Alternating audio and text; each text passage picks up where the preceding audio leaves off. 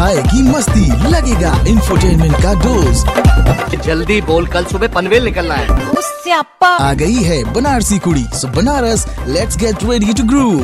Presenting RJ Sana. हो गई।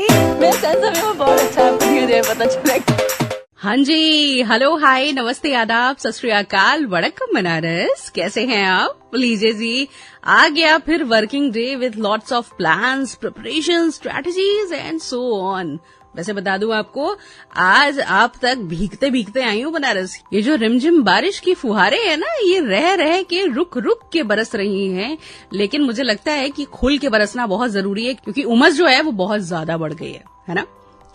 अच्छा बनारस, देखिए, देखते ही देखते आज जून का भी महीना खत्म होने को आ गया है। वक्त तो लग रहा है जैसे रेत की तरह फिसल रहा है, या यूं कहिए कि हमारे सपने इतने बड़े हो गए हैं बनारस कि उन्हें पूरा करते करते वक्त का पता ही नहीं चल पा रहा है। सपने जो होते हैं ना बनारस, वो हमें ऊंचाइयों तक ले जाते हैं, मगर डर वो भी वहीं होता है हमारे साथ, हर मोड़ पर। कभी असफलता का, कभी लोगों की बातों का, और कभी अपनी ही उम्मीदों से पीछे रह जाने का। फिर भी ये डर बेकार नहीं होता है। ये तो एक आईना है जो दिखाता है कि सपना कितना बड़ा है, और जो इस डर से लड़ गया वही सपनों को जीत गया। सबसे खतरनाक होता है सपनों का खत्म हो जाना। पंजाब के प्रसिद्ध कवि पाश, जिनका पूरा नाम अवतार सिंह संधू है, उनकी ये पंक्ति दिल में गहरे तक उतर जाती है। उन्होंने ये क्यों लिखा होगा, इसे समझना कठिन है। दरअसल अगर जिंदगी में सपने ना हो, फिर जिंदगी बचती ही कहाँ है। यही तो हमें दिशा देते हैं, मकसद देते हैं और जीने की वजह देते हैं। अगर इनकी जुबान होती तो शायद हमसे कहते कि तू चाहे जाग कर या सो कर, तेरा ही सपना हूं मैं, तू मुझे पूरा कर। हर उम्र के अपने सपने होते हैं बनारस। एक बच्चा चित्रकार बनने का सपना देखता है, एक युवा अपने परिवार को संभालने का सपना देखता है, एक बुजुर्ग अपने बच्चों को सफल होते देखना चाहता है, और एक वृद्ध थोड़ा और समय चाहता है ताकि वो अपने सपनों को और जी सके। असल में ये सपने हमारे जीवन की नींव हैं, हमारी सोच की गति है वो। हम अपने आज को कल के लिए दांव पर लगाते हैं, क्योंकि हम अपने सपनों में यकीन करते हैं। लेकिन जब ये यकीन डगमगाने लगता है, जब भविष्य धुंधला सा लगने लगता है, तभी सबसे ज्यादा डर सताता है। सपने और डर दोनों हमेशा साथ साथ चलते हैं, लेकिन ये हमें तय करना होता है कि हम डर को थाम कर बैठेंगे या अपने सपनों के पीछे उड़ जाएंगे। ये दोनों गहरे जुड़े हुए बल हैं जो हमारे जीवन को आकार देते हैं, हमारी आकांक्षाओं, निर्णयों और दुनिया के प्रति हमारी धारणाओं को प्रभावित करते हैं। दोनों की जड़ें हमारे मन में गहरी दबी होती हैं। सपने हमें प्रेरित करते हैं, जबकि डर हमें सतर्क रखता है। ये दोनों एक गतिशील तनाव उत्पन्न करते हैं जो हमें खुद को जानने, रचनात्मकता को बढ़ावा देने और अपनी सीमाओं को चुनौती देने के लिए प्रेरित करता है। लेकिन जब ये संतुलित ना हो तो ये प्रगति में रुकावट भी डाल सकते हैं। सपने हमें अपने जीवन के सबसे अच्छे संस्करण की कल्पना करने का मौका देते हैं बनारस। ये हमारी इच्छाओं, मूल्यों और कल्पनाओं से उत्पन्न होते हैं जो हमें किसी आदर्श या लक्ष्य को हासिल करने के लिए प्रेरित करते हैं।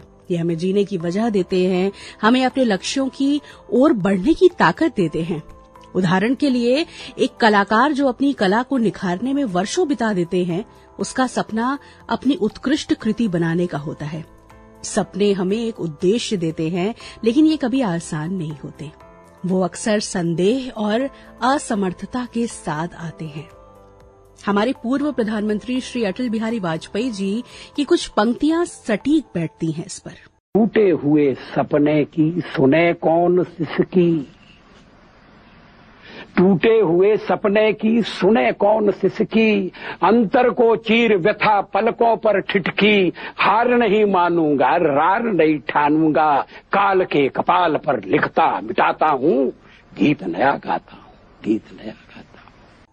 तो सपने देखते रहिए और उन सपनों को पूरा करने के लिए डरिए बिल्कुल भी मत, क्योंकि अगर आप डरेंगे तो सपने कभी नहीं पूरे कर पाएंगे। ट्यून किया है आपने आकाशवाणी वाराणसी एफएम। तारीख है आज 30 जून 2025 और दिन है आज सोमवार का। तो चलिए बनारस, सबसे पहले देख लेते हैं कि क्या हो रहा है देश, दुनिया और अपने शहर में खास। हरिद्वार और ऋषिकेश के बाद हमारी शिव की नगरी योग के नए केंद्र के रूप में विकसित होगी। जी हां, देश और दुनिया भर से बनारस आने वाले पर्यटकों को धर्म और संस्कृति के दर्शन के अलावा योग पर्यटन का नया अनुभव मिलेगा। वाराणसी टूरिज्म एसोसिएशन की ओर से इसका प्रस्ताव तैयार किया जा रहा है। वाराणसी के साथ ही मिर्जापुर, चंदौली और सोनभद्र तक इसको विस्तार दिया जाएगा। पर्यटकों के लिए योग इन वाराणसी के नाम से शुरू होने वाले पर्यटन से नया और आध्यात्मिक अनुभव मिलेगा। अभी तक बनारस आने वाले पर्यटक गंगा आरती, श्री काशी विश्वनाथ, सारनाथ के साथ ही शहर के मंदिरों, कला और संस्कृति का ही दर्शन करते थे। इसी को केंद्र में रखकर बनारस की यात्रा का स्केड्यूल भी तय किया जाता है। वाराणसी टूरिज्म एसोसिएशन ने योग इन वाराणसी के जरिए देश और दुनिया भर के पर्यटकों को योग के नए अनुभव से रूबरू कराने की तैयारियां शुरू कर दी हैं। वाराणसी के साथ ही मिर्जापुर, चंदौली और सोनभद्र की पहाड़ियों और झरनों के किनारे भी पर्यटकों को योग का नया अनुभव देंगे। इसके साथ ही बता दें आपको कि बनारस हिंदू यूनिवर्सिटी की लाइब्रेरी में अब किताबों को खोजने, लौटाने और लेने की प्रक्रिया स्मार्ट कर दी गई है। जी हां, 16 लाख से ज्यादा किताबों और जर्नल को एक क्लिक में खोजकर खुद से लिया जा सकता है। कम समय में ज्यादा छात्र छात्राओं, कर्मचारियों और प्रोफेसरों को किताबें मिल सकेंगी। लाइब्रेरी से किताब लेकर इशू करेंगे। लौटाना हुआ तो पहले से इशू कराई गई किताब को ड्रॉप बॉक्स में डालने पर बुक होल्डर की सूची से नाम स्वतः कट जाएगा और किताब सेंट्रल लाइब्रेरी के कलेक्शन में जुड़ जाएगी। ये सुविधा बड़े हॉस्टलों और महिला महाविद्यालयों में भी मुहैया कराई जाएगी। 16 लाख प्रिंट दस्तावेज हैं, 10,000 से ज्यादा फुल टेक्स्ट जर्नल और 1 लाख ऑनलाइन ई बुक्स और उसकी हार्ड कॉपी है। इसके अलावा पांडुलिपियों का अलग सेक्शन है। हर किताब पर RFID टैग लगा दिया गया है। लाइब्रेरी में कोई किताब किस सेक्शन और फर्नीचर में है और उसकी कितनी प्रतियां पहले से बुक हैं, इसे भी ऑनलाइन देखा जा सकेगा। इसके साथ ही महात्मा गांधी काशी विद्यापीठ को भारतीय संस्थान रैंकिंग प्रणाली IIRF की ओर से खेल में उत्कृष्ट प्रदर्शन के लिए प्रदेश में पहला और देश में 8वीं रैंक मिली है। साथ ही प्रबंध शास्त्र अध्ययन संस्थान को MBA श्रेणी में प्रदेश में 13वां स्थान मिला है। इंडियन इंस्टीट्यूशनल रैंकिंग फ्रेमवर्क की ओर से देश के सभी उच्च शिक्षण संस्थानों एवं विश्वविद्यालयों में हर साल विभिन्न श्रेणियों में बेहतर प्रदर्शन पर रैंकिंग जारी होती है। केंद्रीय विश्वविद्यालय, राज्य विश्वविद्यालय और निजी विश्वविद्यालयों को लेकर रैंकिंग सूची बनाई जाती है। इसके अलावा सेना में अग्निवीर के लिए आज से लिखित परीक्षा शुरू होगी। वाराणसी समेत पूर्वांचल के 12 जिलों के 58,646 अभ्यर्थी लिखित परीक्षा में शामिल होंगे। रोजाना 4 पालियों में होने वाली परीक्षा 10 जुलाई तक चलेगी। अग्निवीर के लिए इस बार बड़ी संख्या में आए आवेदन पत्रों और अभ्यर्थियों की सहूलियत के लिए 3 जिले यानी कि वाराणसी, गोरखपुर और गाजीपुर में कुल 15 परीक्षा केंद्र बनाए गए हैं। वाराणसी में 6 और गोरखपुर में 6, गाजीपुर में 3 परीक्षा सेंटर बनाए गए हैं। परीक्षा केंद्रों पर सुरक्षा के मद्देनजर सेना के जवान तैनात कर दिए गए हैं। सेना में अग्निवीर की भर्ती के लिए इस बार 13 भाषाओं यानी कि हिंदी, अंग्रेजी, उर्दू, मलयालम, तमिल, तेलुगु, कन्नड़, पंजाबी, मराठी, गुजराती, बंगाली और असमी भाषा में अभ्यर्थी परीक्षा दे सकेंगे। ऐसा पहली बार हुआ है जब क्षेत्रीय भाषाओं में परीक्षा होगी।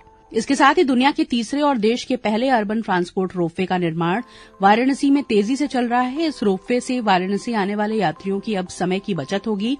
वाराणसी में बाबा विश्वनाथ के दर्शन के लिए ट्रेन से आने वाले श्रद्धालुओं को अब 45 मिनट नहीं बल्कि महज 15 मिनट लगेगा गुदौलिया चौराहे पहुंचने के लिए। इसके साथ ही कल 95 बटालियन केंद्रीय रिजर्व पुलिस बल के मुख्यालय में उत्तर प्रदेश सरकार के राज्य मंत्री, स्टैम्प शुल्क एवं पंजीयन विभाग श्री रविन्द्र जायसवाल ने पौधरोपण किया। 95 बटालियन की कमांडेंट राजेश्वर बालापुरकर द्वारा उन्हें अंग वस्त्र और स्मृति चिन्ह देकर सम्मानित किया गया। श्री जायसवाल ने अपील किया कि प्रत्येक काशीवासी को मां के नाम एक पेड़ अवश्य लगाना चाहिए। इस अवसर पर द्वितीय कमान अधिकारी आलोक कुमार, उप कमांडेंट प्रदीप सिंह शेखावत और बटालियन के तमाम जवानों ने बढ़ चढ़कर भाग लिया। तो जी, ये रहा देश दुनिया और अपने शहर बनारस का हाल समाचार। Now let's move on to the history and special events of today, that is 30th of June। साल 1937 में दुनिया का पहला इमरजेंसी नंबर लंदन में जारी किया गया था। 1938 में बच्चों का पसंदीदा कार्टून सुपरमैन पहली बार comics DC comics action series part 1 में दिखाई दिया था। साल 1962 में संयुक्त राज्य अमेरिका का सबसे बड़ा नारीवादी संगठन नेशनल ऑर्गेनाइजेशन फॉर वुमेन की स्थापना की गई थी।